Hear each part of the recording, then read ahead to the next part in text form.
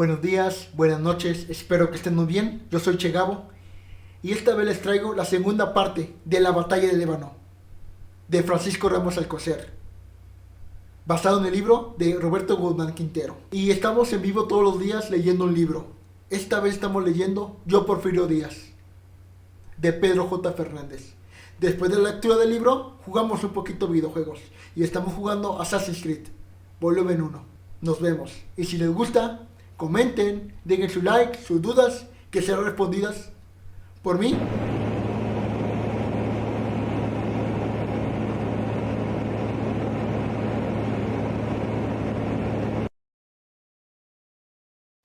Enfrente de lo que hoy es el faro de Ciudad Madero.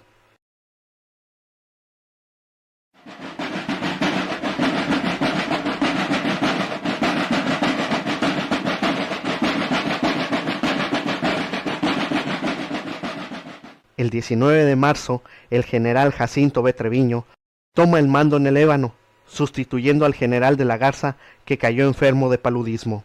La defensa de Ébano estaba a cargo como jefe de la plaza, de Jacinto Treviño, y el general local, regional, huasteco, que estuvo ahí, fue el general Manuel Zelárraga.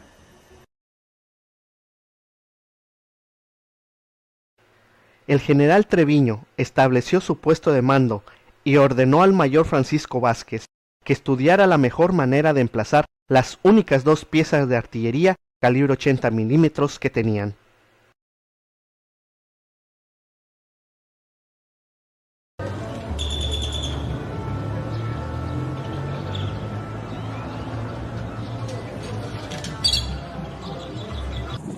Nos encontramos en el cerro de la Dicha, desde donde se defendía el ejército carrancista. Los villistas contaban con una fuerza de 12,000 hombres, más 21 piezas de artillería y ametralladoras.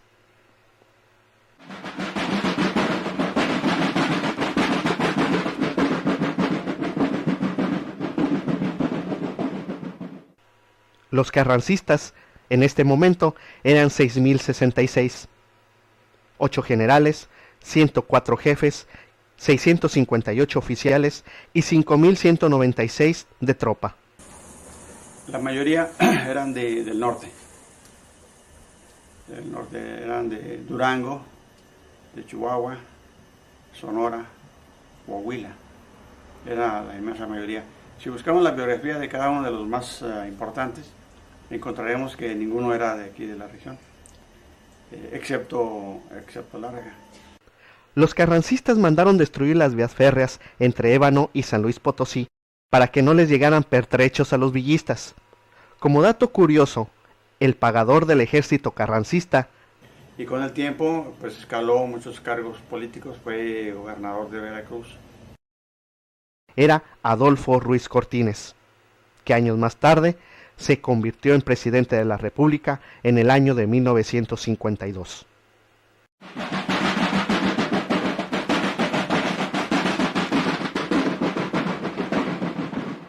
Los combates se desarrollan ya de manera permanente desde marzo hasta mayo.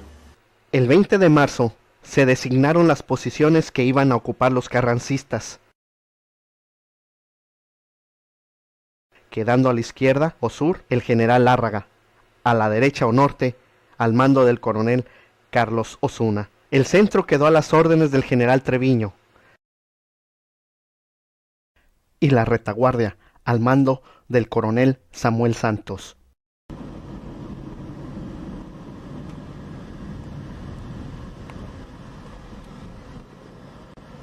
Y de esa manera obligaban a las fuerzas atacantes a meterse en un embudo, en una estrechez donde eran fácilmente barridos. La población de Pánuco fue atacada y tomada por los villistas en más de una ocasión, siendo retomada por las fuerzas carrancistas en igual número de veces. Pánuco, Veracruz, es uno de los frentes extremo izquierdo en la batalla del Ébano. Esta es la vista que se ofrecía a los ojos de los villistas atacantes del Ébano. Al fondo, el cerro de Ébano, pero también conocido como el Cerro de la Dicha. Mamá dice que cuando estaban los oficiales almorzando, oyeron el clarín de llamada, de reunión, y entonces ellos se miraron, se pusieron pálidos, se miraron entre sí. Retiraron el plato a medio comer, recogieron sus mascobas, se las pusieron. Muchas gracias.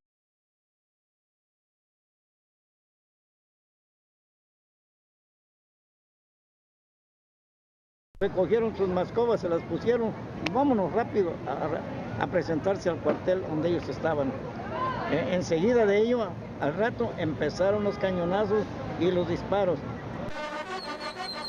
El primer combate empezó la mañana del 21 de marzo de 1915. Se mandó una góndola con ametralladoras sobre la estación Ébano, además de continuas cargas de caballería. A las 6 de la mañana, los villistas al mando de Manuel Chao atacaron el centro de la posición carrancista, sin haber hecho ningún reconocimiento del terreno ni de la posición defensiva. Los regimientos villistas se lanzaron en columnas cerradas. Las tropas carrancistas abrieron fuego desde las trincheras. La infantería disparó, aniquilando a las tropas villistas, falleciendo 600 jinetes con muchos de sus caballos.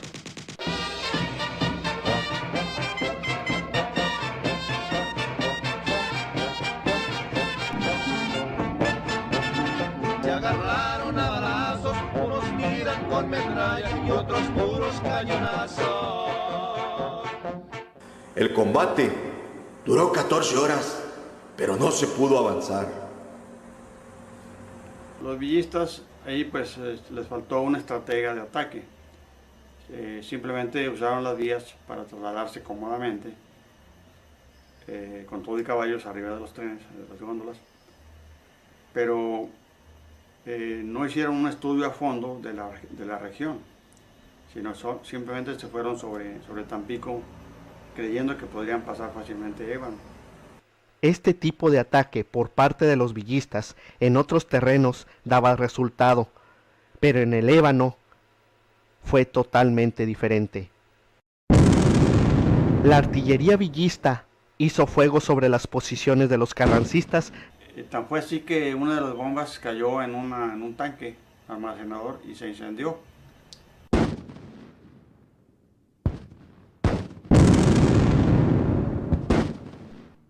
Fue un incendio que duró muchos días. Y relata Bustamante, que estuvo ahí, Luis Bustamante, que el chapopote ardiendo se deslizaba hacia las trincheras. Los atrincherados tenían órdenes de no abandonarla por ningún motivo cuando estaba ya encima el chapopote ardiendo. Y que estaban pues pidiendo permiso para no morir ahí quemados.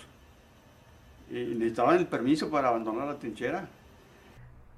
Los villistas desde Monterrey atacan a los carrancistas por toda la línea del ferrocarril hasta Ciudad Victoria. Los carrancistas se repliegan hasta Tampico.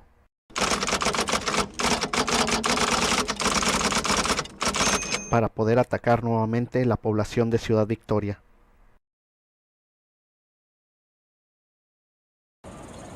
Al fondo tenemos el Cerro de la Pez.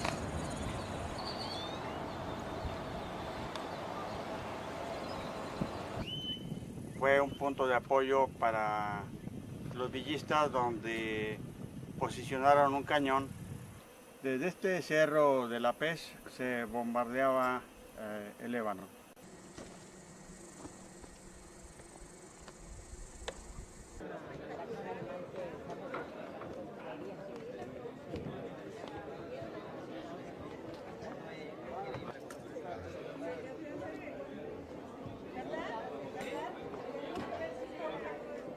Cerca de la vía siempre hayas de este tipo pues, de balas y de cosas, ¿va?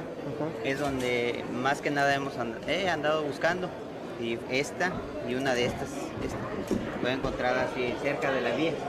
¿A qué altura más o menos? Entre Ausa y, o sea, aquí Ébano, o sea, cerca del cerro de Ausa. Al fondo se encuentra el cerro de Ausa.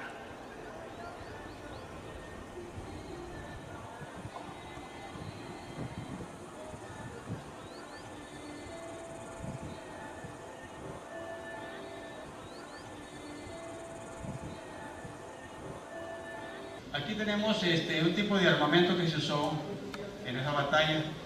Este cañón se llama Chamón Mondragón, lo diseñó un general mexicano que pues, desgraciadamente fue huertista. Era un cañón que tenía un alcance hasta de 4.000 metros. Los rifles, el Winchester y el Mauser eran el tipo de armamento más utilizado.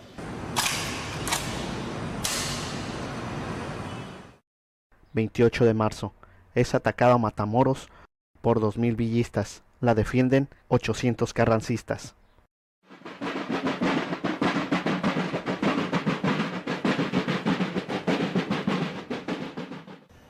Los generales villistas no supieron emplear otra táctica más que el ataque a caballo sobre las vías, o bien aventando la locomotora, que era pues paralizada por los obstáculos en las vías y por las ametralladoras a los lados de las vías. Entonces no era posible el paso. El general Jacinto B. Treviño envió contra los villistas 2 góndolas blindadas, con una sección de ametralladoras y 50 hombres.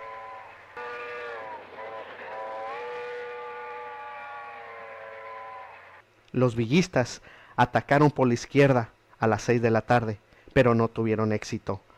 Un cañonazo alcanzó una pieza de artillería en la estación del ferrocarril.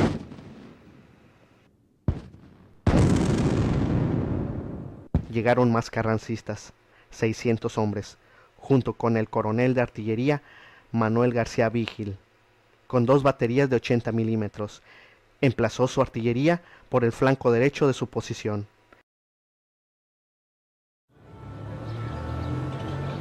Este cerro de la Dicha estaba rodeado de trincheras carrancistas con el propósito de reforzar la defensa ante cualquier ataque villista. Señor Villa, no podemos pasar, Ébano. ¿Qué hacemos? Como mi compadre Chao no podía con los carrancistas en el Ébano, mandé al general Tomás Urbina. El 2 de abril tomó el mando villista el general Tomás Urbina, quien llevó a cabo el mismo tipo de ataque con la caballería.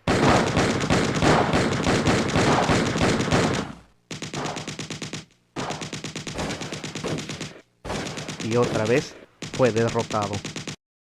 Continuaron los ataques sin éxito. Carranza ordenó el ascenso del general Treviño a general de brigada. Le mandé un telegrama al general Tomás Urbina que decía así: urge, general, que sus fuerzas destruyan los obstáculos que el enemigo le pone y que se haga pronto la conquista de Tampico, a los campos petroleros, pues así se conseguirá quitar a Carranza los recursos del petróleo, que son muy grandes, y habrá modo de que esas tropas y estas se junten en la campaña del centro de la República. El 10 de abril hubo un nuevo ataque villista. Nuevamente fracasó.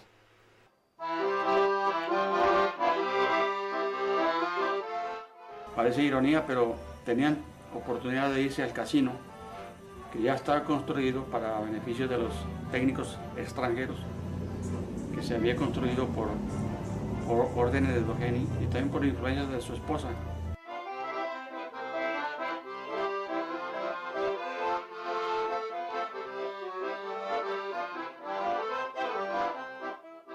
Aquí tenemos al casino petrolero, que originalmente fue diseñado para ser una iglesia protestante, pero la convirtieron en casino. Y entonces, ironías, mientras se combatía, o en los recesos de combate de alto al fuego, los oficiales se iban al casino a jugar billar, a jugar dominó y cartas. Esa noche se llevó a cabo un ataque nocturno.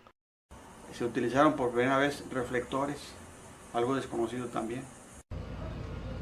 En este promontorio se encontraba el centro de comunicaciones hacia las trincheras, desde las cuales había posibilidad de comunicarse telefónicamente. De esta fortificación se apostaron reflectores potentes para iluminar el campo en las noches y estar siempre prevenidos de un ataque sorpresivo. 21 y 22 de abril, el general Lárraga llega a la población de Labra y se posesiona de la vía del ferrocarril para interrumpir el abasto a los villistas en el Ébano. La comunicación ferroviaria Ébano-Tampico permitía la llegada y salida de grandes grupos militares que eran enviados o retirados o sustituidos, de tal manera que llegaban los batallones de la Casa del Obrero Mundial, que colaboró con 4 batallones, 2 de ellos estuvieron en el Ébano. Y un compromiso que establecieron los fundadores de la Casa del Obrero Mundial fue el apoyar decididamente la lucha. En marzo de 1915 estaban listos para partir al frente. El primer batallón rojo salió para Tampico al mando del general Gabriel González Cuellar, integrado por 1.200 obreros, soldados, habilitados como soldados. Y estos 1.200 hombres que desembarcaron en el puerto de Tampico caminaron unos cuantos pasos para abordar el tren que los traería a Ébano. Fueron 1.200 seres humanos dispuestos a la lucha, dispuestos a dar su vida a cambio de un fruto como ellos se imaginaban que sería más tarde la Constitución mexicana. Entraron en combate estos obreros soldados el 7 de abril de 1915.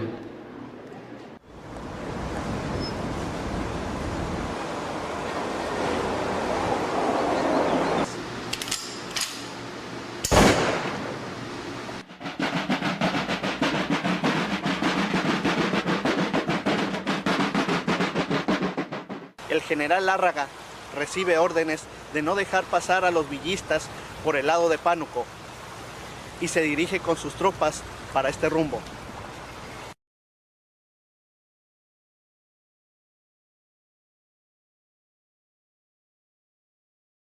Villa no estuvo en el lugar, él estaba defendiendo la plaza de Celaya y de León. Tenía enfrente pues nada más que como enemigo a Álvaro Obregón. Entonces Villa simultáneamente que combatía con Obregón, que fueron varias batallas, varios encuentros. Fueron encuentros colosales. Se calcula que cada fuerza tenía alrededor de 25,000 hombres que se encontraban en batalla a caballo.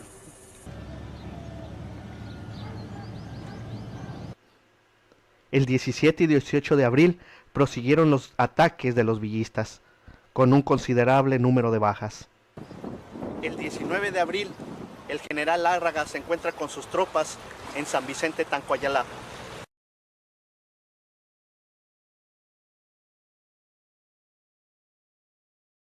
El 19 de abril llegó un importante refuerzo a los carrancistas.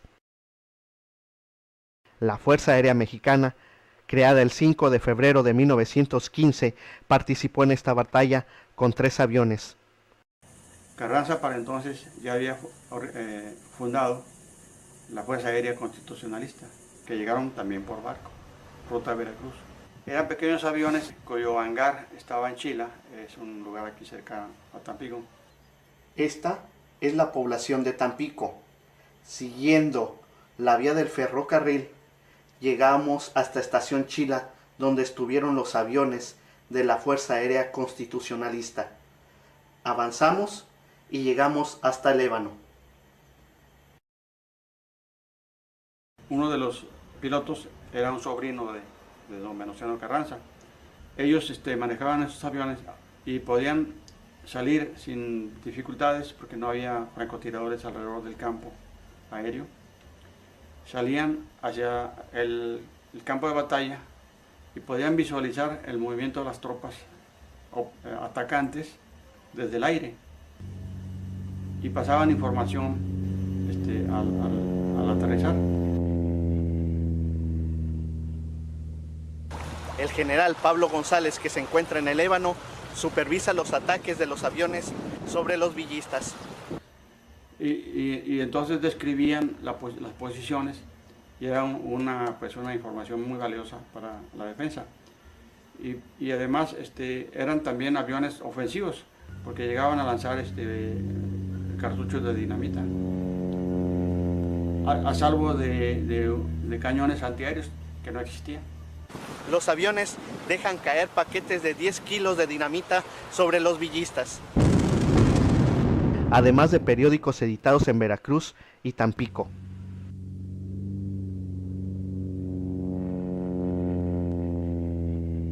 Sí, hubo un uso militar en Topolobampo cuando Huerta, el general Huerta, ciertamente se usó el avión para un ataque militar a un barco.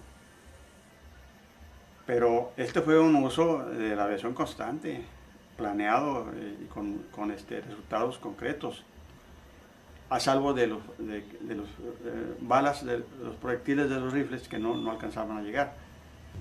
Y además, por primera vez en la historia de México, se usó la aviación, además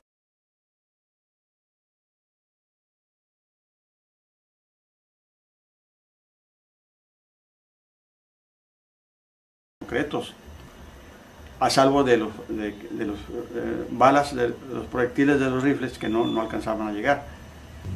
Y además, por primera vez en la historia de México, se usó la aviación, además de usarla por primera vez en la Revolución, lo que se llamó la guerra psicológica, porque los aviones llevaban los periódicos que se imprimían en Tampico, el periódico El Constitucionalista, donde estaban relatando los periodistas, los impresores aquí de Tampico, en las imprentas,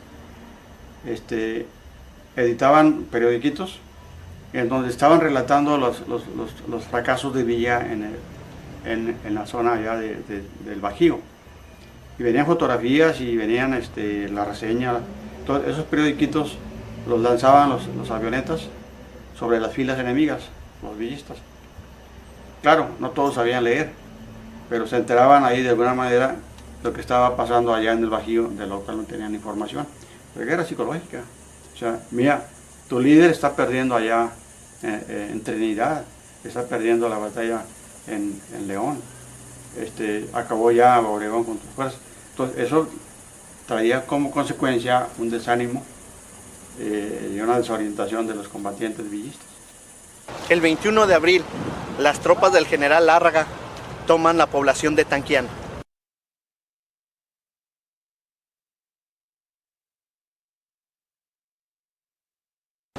En el Ébano, los carrancistas simulan una retirada. Los villistas los persiguen, pero no saben que es una emboscada. 29 de abril. Los aviones carrancistas 2 y 3 tenían la orden de reconocer el terreno, además de atacar los trenes y artillería villista. Para poder hacer mayor daño a los trenes, los aviones tenían que volar muy bajo. Los villistas aprovecharon la oportunidad y derribaron un avión.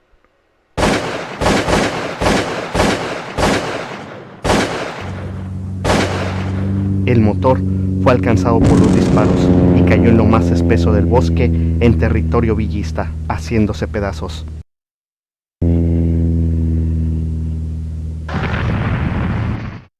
El piloto salió ileso y terminó de destruir su propio aeroplano para que no cayera en manos enemigas.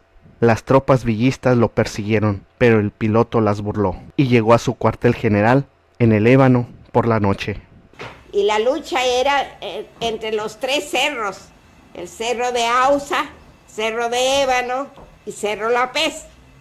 ¿verdad? Cero la peste. Y en una ocasión vino un agricultor y le dijo a mi esposo, en Ausa hay unos restos de un avión. Entonces mi esposo fue y avisó a México. Y yo creo que vendrían por ello, ya no supe yo. Pero según fue, pues, el primer avión que utilizó el ejército aquí en México. Y un sábado después de mediodía, que eran acostumbrados, trabajábamos hasta las 11 o 12, ese día pagaban, ya terminaba la jornada. Se vete, vamos para acá, vamos a ir para acá, llévate ese machete que está ahí. Y agua, unas ánforas que hacía mi papá. Vámonos, vente, vamos para el monte. Fuimos hacia Ausa, donde está un cerrito, por ahí, pegado a la vía. Fuimos a ver, no estaba un avión, el esqueleto de un avión. Ahí estaba el esqueleto del avión. Todavía forrado con algo que parecía papel, pero duro.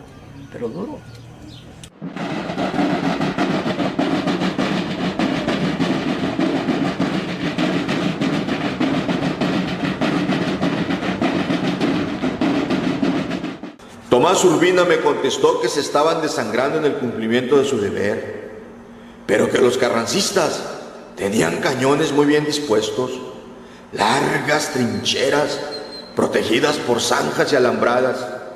De noche me echan las luces de sus reflectores y de día descubren los avances por el vuelo de sus aeroplanos, y que había días que hacían hasta 10 asaltos, pero no había resultado. Yo le contesté, no se debilite en su ánimo ante la fuerte resistencia con que el enemigo lo contiene. Persevere en sus asaltos mientras las fuerzas no le falten. Y si el primer asalto lo da con 1000 hombres, el segundo délo con 2000 y el tercero con 3000. Y viva seguro que de ese modo alcanzará al fin los resultados victoriosos. 30 de abril. Los villistas atacan por el flanco izquierdo, por el rumbo de Pánuco.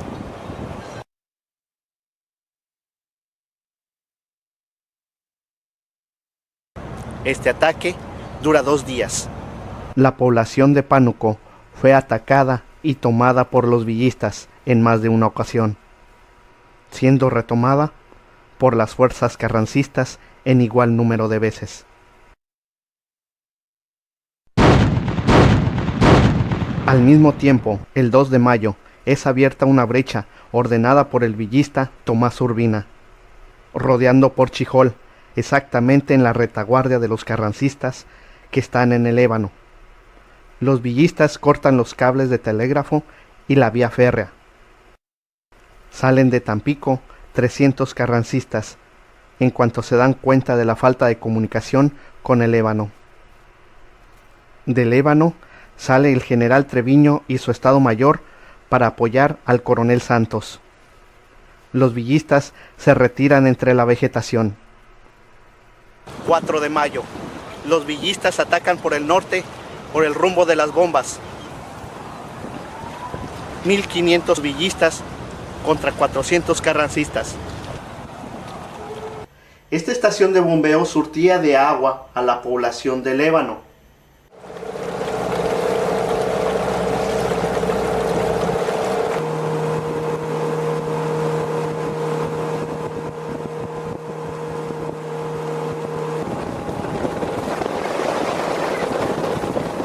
Seguramente que los villistas buscaban otra fórmula, otra ruta, pero no era fácil porque quizá utilizando el río Tamesí, pero estaban lanchas, embarcaciones para trasladarse.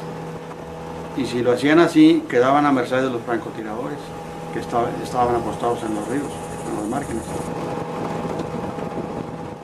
6 de mayo. Los carrancistas retoman la población de Pánuco, Veracruz. Los villistas no pudieron pasar por aquí, así que tuvieron que rodear por el norte por las bombas y al sur por la población de Pánuco.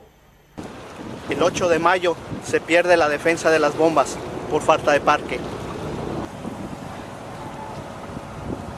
En las trincheras carrancistas empiezan a escasear las municiones para cañón. En ciertos momentos estuvieron a punto de quedarse sin parque.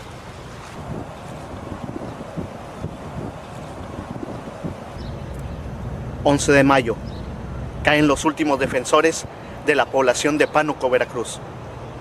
Los villistas se retiran de la población de Pánuco, Veracruz, y es ocupada por los carrancistas. Pero poco después sobrevuela el capitán Carranza, y pensando que la población todavía es ocupada por los villistas, deja caer varias cargas de dinamita. Los carrancistas le hacen señas desde abajo desesperadamente. El piloto se da cuenta de sus acciones, pero el daño ya está hecho. Estas son armas que fueron utilizadas en la batalla del Ébano por los trabajadores del puerto de Tampico en los batallones rojos. 14 de mayo.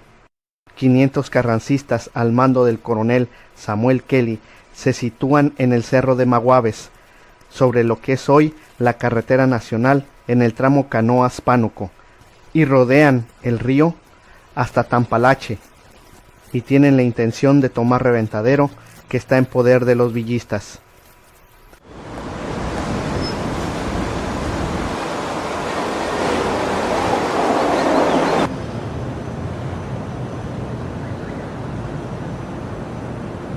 Este es el salón de reuniones del Gremio Unido de Alijadores, los trabajadores del puerto de Tampico. Estamos ante la estatua de Samuel Albino Kelly, un hombre que participó en el sindicalismo a nivel nacional, pero también precursor de la cooperativa Gremio Unido de Alijadores en el puerto de Tampico. Él, con un total de 500 hombres, trabajadores del puerto, fueron y participaron en la batalla del Ébano.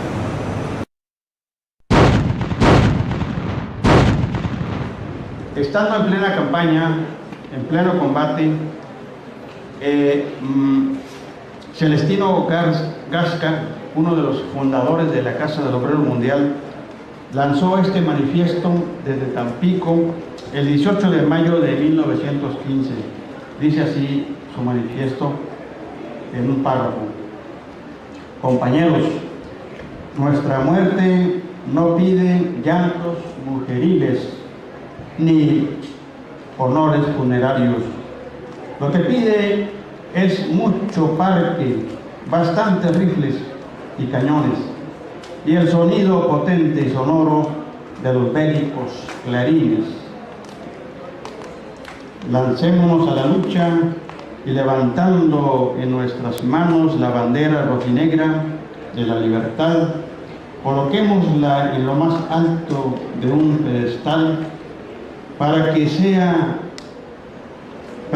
de monumento, ejemplo de la Casa del Obrero Mundial.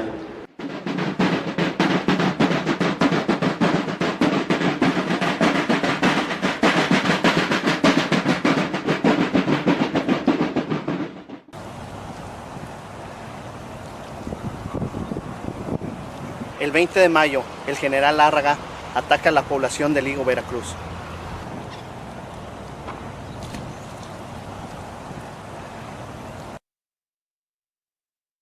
El 21 de mayo, el carrancista Samuel Kelly en Maguaves manda a 100 hombres a Reventadero, pero son repelidos por los villistas. Obregón nos da pelea en el Bajío. Necesitamos todos los hombres que podamos reunir. El grueso de los atacantes villistas fue disminuyendo porque se estaban regresando a reforzar las batallas allá del Bajío. 25 de mayo, el general villista Tomás Urbina manda 3 columnas de ataque contra los carrancistas que están al mando del coronel Samuel Kelly. Primera columna: 100 hombres entrando por Canoas y atacar por la retaguardia. Columna 2, 150 hombres por la margen del río.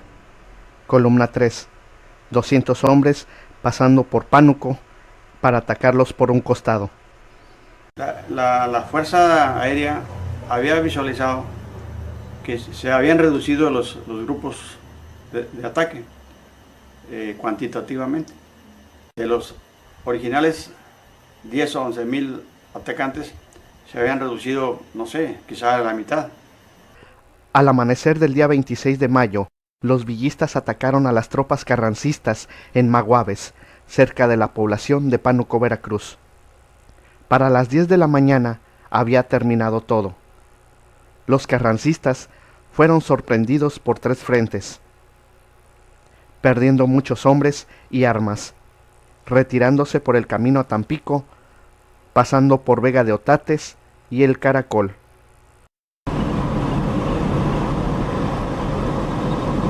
Los villistas esperaron refuerzos, pero estos nunca llegaron.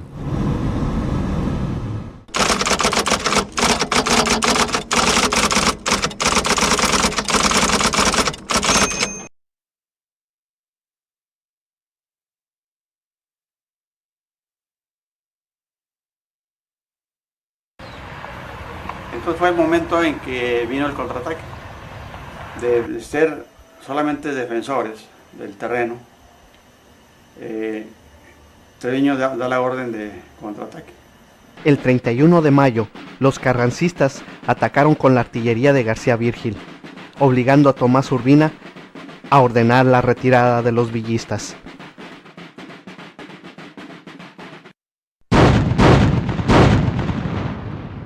De tal manera que se lanzan al ataque con mucho vigor y aquellos pobres tuvieron que huir y reconcentrarse en la estación Velasco y tomar los trenes de huida, pero no todos pudieron a subirse a los trenes.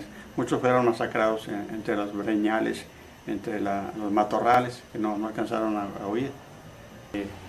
Varios oficiales villistas fueron fusilados, no conocían la derrota y era tal su frustración que ordenó fusilamientos por mayor de oficiales que según él no habían cumplido sus órdenes, que se habían replegado sin órdenes, que habían desertado de los puntos en cuanto vieron el contraataque. Varios generales fueron fusilados, allí precisamente donde estaba el cuartel general en Estación Ausa.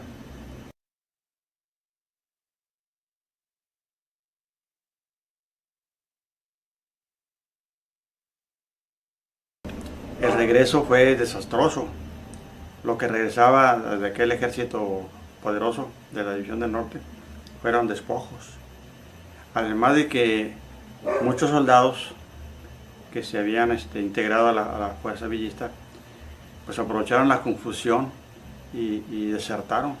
En esta operación, los carrancistas consumieron 3.600.000 cartuchos de 7 milímetros y 2.332 de calibre 30-30, 2.333 granadas de artillería calibre 80 milímetros, 1.419 calibre 80, tipo ligero y 1.800 calibre 75 milímetros.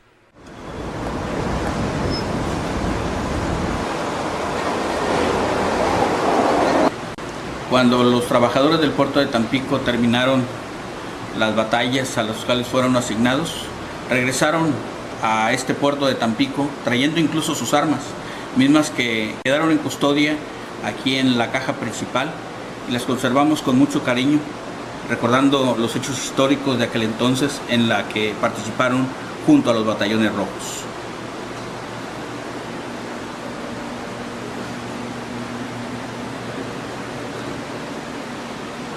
Entonces, este fue, digamos, el triunfo definitivo, 31 de mayo de 1815. Fue cuando ya se consolidó la derrota del villismo, junto con la del Bajío. Perdimos en Celaya miles de hombres y nos replegamos a Chihuahua.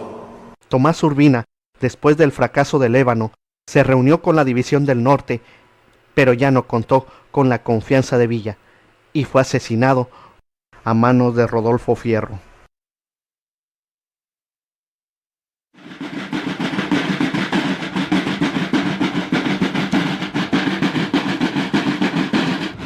La ciudad a la que todos amamos y en la cual vivimos se embellece en este día con la develación de un monumento en honor del hombre que representa el valor y la lealtad en la defensa de nuestra tierra, mismos que se perpetuarán en la memoria de cada evanense.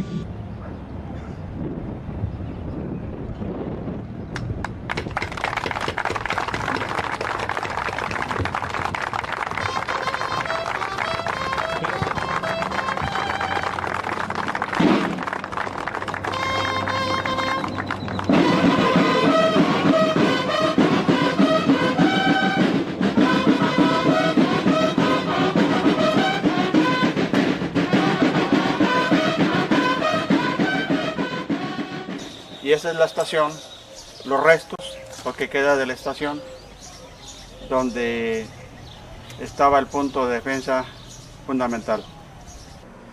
De todos los que combatieron en el Ébano, solo regresaron 600 hombres. Nunca pudieron pasar por aquí las fuerzas villistas.